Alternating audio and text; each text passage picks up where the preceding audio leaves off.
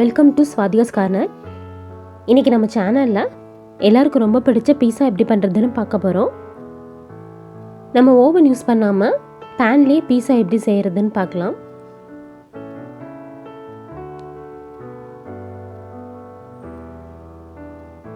வீடியோக்கு போகிறதுக்கு முன்னாடி நீங்கள் நம்ம சேனலை ஃபஸ்ட் டைம் பார்க்குறீங்க அப்படின்னா சப்ஸ்கிரைப் பண்ணிக்கோங்க. பக்கத்தில் இருக்கிற பெல் ஐக்கான் கிளிக் பண்ணிக்கோங்க. அதை ஆல் செலக்ட் பண்ணிக்கோங்க. அப்போ நாங்கள் வீடியோஸ் போடும்போது உங்களுக்கு உடனே நோட்டிஃபிகேஷன்ஸ் வரும். இப்போ பீஸா செய்ய தேவையான பொருளாக நான் இங்கே எடுத்து வச்சுருக்கேன். பீஸா பண்ணுறதுக்கு ஃபஸ்ட்டு நம்ம அதோட பேஸ் ரெடி பண்ணிடலாம். பீஸாவோட பேஸ் செய்கிறதுக்கு ஃபஸ்ட்டு ஒரு கப்பில் சூடான தண்ணி எடுத்துக்கோங்க. தண்ணி ரொம்ப சூடாக இருக்கக்கூடாது, வெதுவெதுப்பாக இருக்கணும். இதில் 1.5 டீஸ்பூன் அளவுக்கு ஈஸ்ட்டு சேர்த்துக்கோங்க. 2 டீஸ்பூன் அளவுக்கு சர்க்கரை சேர்த்துக்கோங்க. இது ரெண்டையும் நல்லா மிக்ஸ் பண்ணிவிட்டு ஒரு 10 நிமிஷம் அப்படியே வச்சுருங்க. 10 நிமிஷத்தில் ஈஸ்ட்டு நல்லா ஆக்டிவேட் ஆயிரும். அதுக்கப்புறம் நம்ம பேஸ் செய்ய ஆரம்பிக்கலாம். இப்போ 10 நிமிஷம் பக்கம் ஆயிடுச்சு. ஈஸ்ட்டு நல்லா ஆக்டிவேட் ஆகிருக்கு. மேலே நல்லா நொறைய வந்திருக்கு. இப்போ நம்ம மாவு பிசையலாம். ஒரு பவுலில் 2 கப் அளவுக்கு நான் மைதா மாவு எடுத்துக்கிறேன். இது கிட்டத்தட்ட 300 கிராம். இதில் 1 டீஸ்பூன் அளவுக்கு உப்பு சேர்த்துக்கோங்க. இப்போ இதை நல்லா மிக்ஸ் பண்ணிவிட்டு இதில் நம்ம அந்த ஈஸ்ட்டு வாட்டரை ஊற்றி நல்லா கொஞ்சம் கொஞ்சமாக பிசைஞ்சு சப்பாத்தி மாவு போல் பிசைஞ்சுக்கோங்க. மாவு பிசையும் போது அதில் ஒரு 2 டீஸ்பூன் அளவுக்கு எண்ணெய் சேர்த்து நல்லா சாஃப்டாக பிசைஞ்சுக்கோங்க. அப்போ தான் நமக்கு பீஸாவோட பேஸ் நல்லா சாஃப்டாக கிடைக்கும்.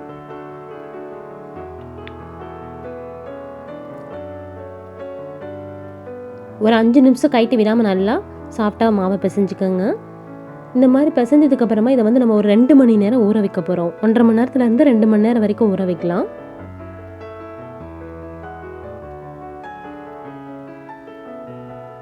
மாவு சாஃப்டாக பிசைஞ்சதும் மேலே ஒரு கவர் இல்லைன்னா ஒரு ஈரமான துணி போட்டு நல்லா க்ளோஸ் பண்ணி வச்சுருங்க. இது 2 மணி நேரம் ஆகட்டும். இப்போ 2 மணி நேரம் பக்கம் ஆயிடுச்சு. மாவு நல்லா டபுள் ஆகிருக்கு.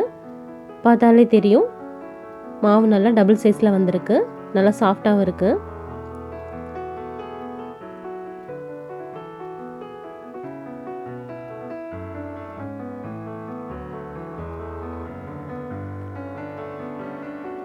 இப்போ மாவை நான் ஒரு பிளேட்டுக்கு மாற்றிக்கிறேன்.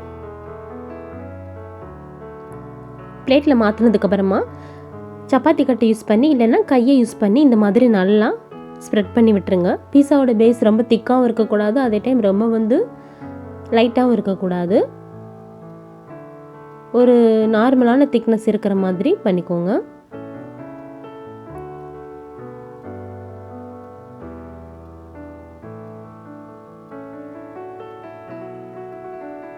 இப்போ இதை நான் ஒரு ஃப்ரை பேனுக்கு மாற்றிக்கிறேன்.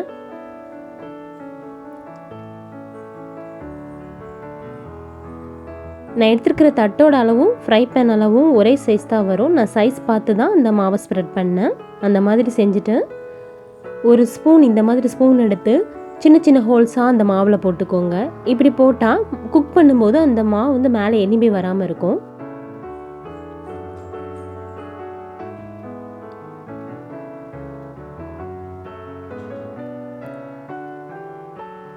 இப்படி குட்டி குட்டி ஹோல்ஸாக போட்டுக்கோங்க.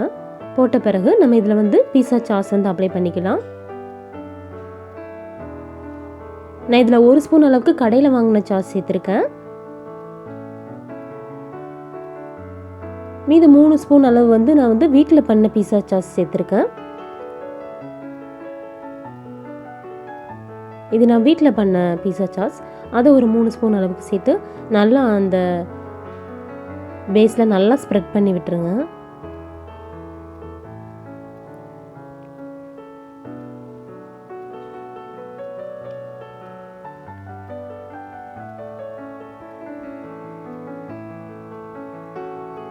இப்போ இதில் நம்ம சீஸ் சேர்த்துக்க போகிறோம்.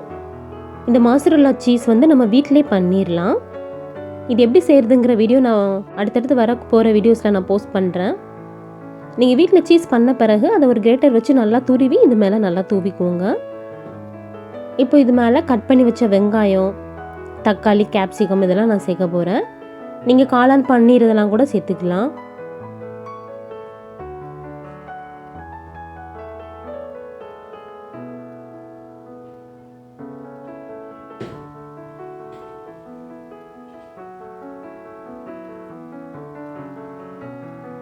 வெங்காயம் தக்காளி எல்லாம் இந்த மாதிரி வச்சதுக்கப்புறமா இப்போ நான் வந்து கேப்சிகம் அதாவது குடமிளகாய் நான் வைக்கிறேன். எனக்கு க்ரீன் கலர் குடமிளகாய் கிடச்சது. உங்களுக்கு வந்து குடமிளகாயில் எல்லோவும் ரெட்டும் கிடச்சா நீங்கள் அதுவும் கூட சேர்த்துக்கலாம். பார்க்க இன்னும் அழகாக இருக்கும்.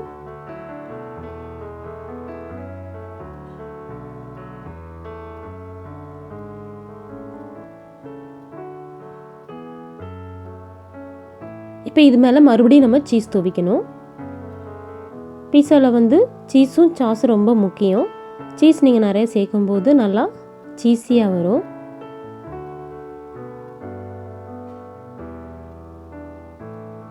பீஸா சாஸும் வீட்டில் ஈஸியாக பண்ணலாம்.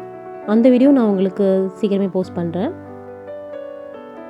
இப்போ இது மேலே சில்லி ஃப்ளாக்ஸ் ஒரு ஸ்பூன் அளவுக்கு தூவிக்கோங்க. இப்போ வந்து ஸ்டவ்வில் இந்த பேனை வச்சுக்கோங்க. வச்சுட்டு ஒரு மூடி போட்டு மூடிக்கோங்க. ஒரு 8 to 12 நிமிஷம் பக்கம் லோ ஃப்ளேமில் வச்சிங்கன்னா பீஸா பர்ஃபெக்டாக ரெடி ஆயிரும். இந்த பீஸாவோட ஓரங்கள் வந்து நல்லா கோல்டன் ப்ரௌன் கலராக மாறிட்டு சென்டரில் வந்து நல்லா அந்த சீஸ் வந்து மெல்ட் ஆகிருக்கும். இந்த ஸ்டேஜில் நம்ம ஸ்டவ் ஆஃப் பண்ணிடணும், இல்லைன்னா ஓவர் குக் ஆகிடும். இப்போ பீஸா பர்ஃபெக்டாக ரெடி ஆயிடுச்சு. இதை நம்ம ஸ்லைஸ் பண்ணி எடுத்துக்கலாம். உங்ககிட்ட பீஸா கட்டர் இருந்தால் அது மூலமாக கட் பண்ணிக்கோங்க. நான் கத்திட்டே கட் பண்ணி எடுக்கிறேன். பீஸா நல்லா பர்ஃபெக்டாக வந்திருக்கு. இந்த வீடியோ உங்களுக்கு பிடிச்சிருந்தா லைக் பண்ணுங்கள், ஷேர் பண்ணுங்கள். தேங்க்யூ.